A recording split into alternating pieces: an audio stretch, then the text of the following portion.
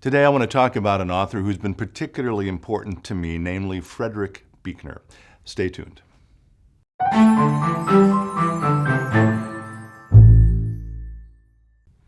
Hello friends, Pastor Tim Westermeyer here, Senior Pastor of St. Philip the Deacon in the western suburbs of Minneapolis. Good to be with you as always.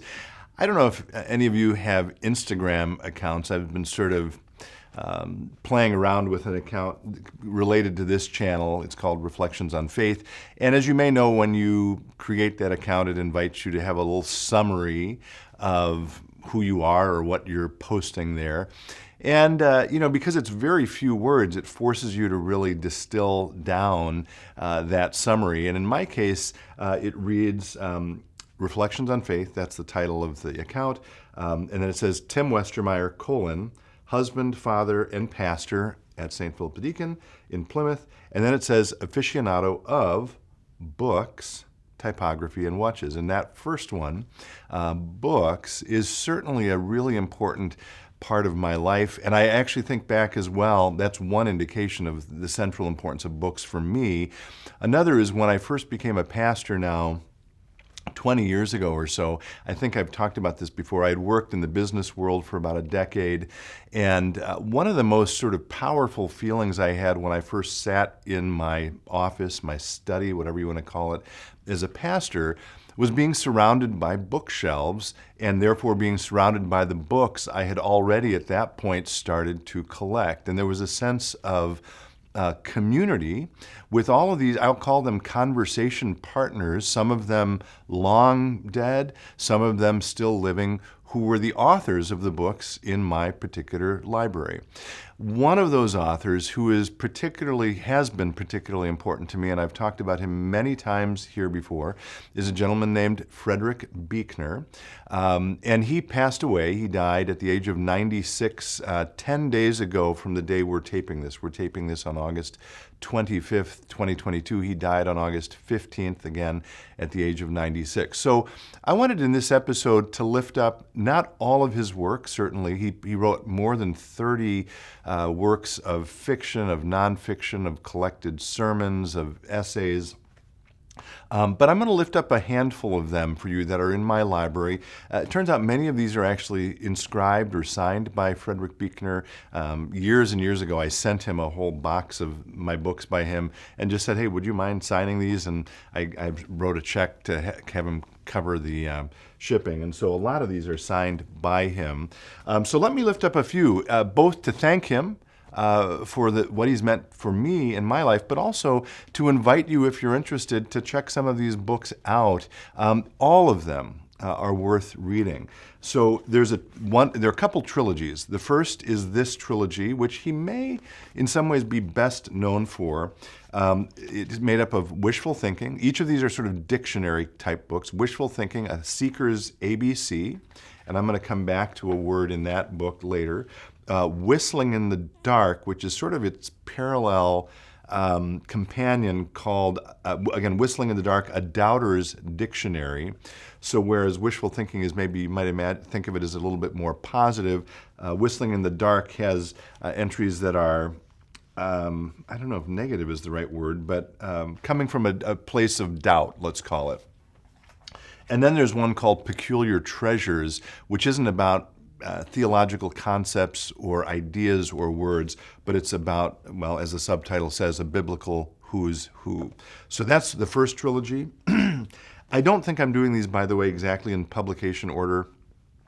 You can look them up on your favorite bookseller or online repository of books, but some of them I'm trying to do in chronological order, including this next trilogy, which is a trilogy that's much more personal. It's a memoir of Frederick Buechner's life, and the sort of central point, I guess I would lift up about his life, or the one that sent him on a particular trajectory from the time he was very young, was that his father took his own life. And Frederick Buechner was in the house when that happened. He observed his father's body being taken away. And as you might imagine, that was a traumatic event that informed everything he did and thought from that point forward, including the fact that his mother really wasn't able or willing to speak about it. That sort of, I think, prompted Beekner to be more open about it, which he is in this trilogy. I will try to remember, by the way, to link to a really lovely reflection by David Brooks from the New York Times, who wrote a wonderful piece about Beekner on his passing the day after he died, maybe a couple days after he died. Anyway, this trilogy begins with The Sacred Journey, a memoir of the early days, then goes to Now and Then, a memoir of vocation. Beekner was ordained, I mentioned that, I think, as a pastor, although mostly he spent his life as a writer, and then Telling Secrets, simply subtitled A Memoir. So that's another trilogy of sorts. Then a few others, well, maybe I'll start with these. These are, I might call them historical novels, right? So they're based on either actual characters who lived, or in the case of the first one, a biblical character. That one is On the Road with Archangel. So this is the story of Tobit and the Archangel Raphael. And related to that, I will lift up, this is sort of a letter.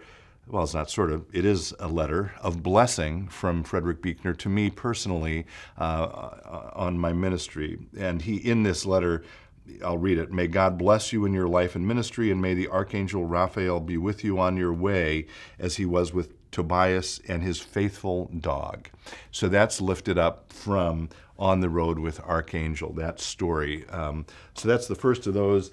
Then there are two others, Godric, again, a historical novel, and Brendan. Both of those are about saints in the early centuries of Christianity.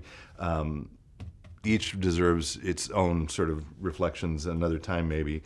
And then the final ones I'll lift up, well, two of them are more, again, personal.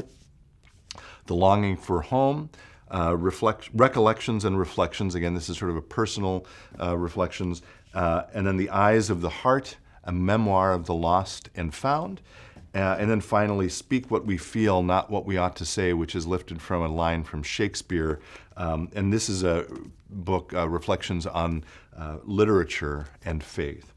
So again, partially I'm lifting these up to invite you to check them out, to read them, to get to know Frederick Buechner. He is absolutely worth reading. I'm also sort of, again, in my own way, saying thank you to him for all he's meant to me as a conversation partner over the years. And I'll conclude with a short passage from this book. And again, I've mentioned this book, I think, many, many times in this place. And this may be one of the more famous things that Beekner ever wrote. It's quoted in a lot of different places.